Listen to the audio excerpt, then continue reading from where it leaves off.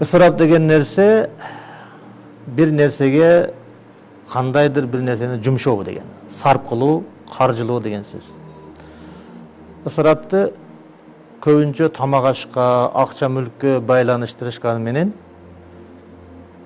исламдагы тилчи, тафсирчи, фикх алымдарынын бардыгы исрафты 4-5 маанисин айтышат. Деги эле исраф адамдын бардык иштерде чектен чыгуусу деп. Биринчи. Анан bir нерсени керексиз орунга сарп кылуу. Же болбосо исраф бул мамлекеттик иштерде дагы бар, азыр өзүңөр айтып кеттиңер. Bir нерсени керексиз орунга сарп кылуу бул кандай исраф болсо, bir адамды, ылайыксыз адамды татыксыз орунга коюп коюштагы ошондой исраф болот. Анан кичинекей арзыбаган максат үчүн олчойгон акча каражаттарды жана ченемсиз аракеттерди сарп кылуу. Мисал үчүн биздин пайгамбарыбыз бул дүйнө байлык, мансап чиркейдин канатына дагы арзыбайт деп айткан.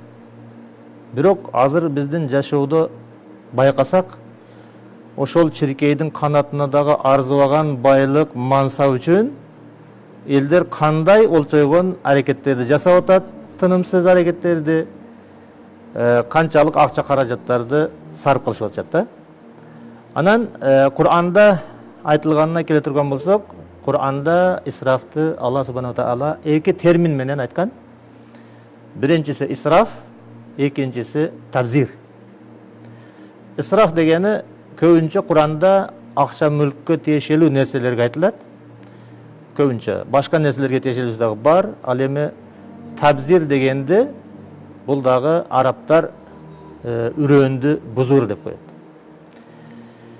Меккеде окуп жатканда бир немеден Пакистандын жанындагы мамлекет, Бангладештен барган бир неме менен сүйлөшүп калдым, уста киши менен.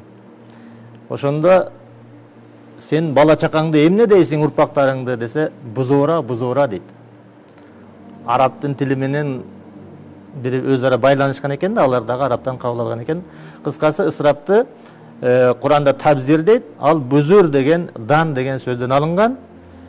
Жанагы дыйкандар дан чачканда, эгин эккенде бир чоң чарага, мисалы үчүн жүгөрүнүн даны болсо, ошону ууштап алып эле чача бергенди, мисалы үчүн төгүп чачуу. Кур'андагы табзир дегени ошол төгүп чачуу. Бул дагы адамдын өмүрүн төгүп чачкан, акча мүлктөрдү жана башка көп нерселерди төгүп чачуу. Анан эгер тамак ашка келсек, адал эмес тамак ашты жешти дагы шарият исраф дейт. Анан ошол эле адал тамак ашты ченеминен ашыкча жешти дагы исраф дейт.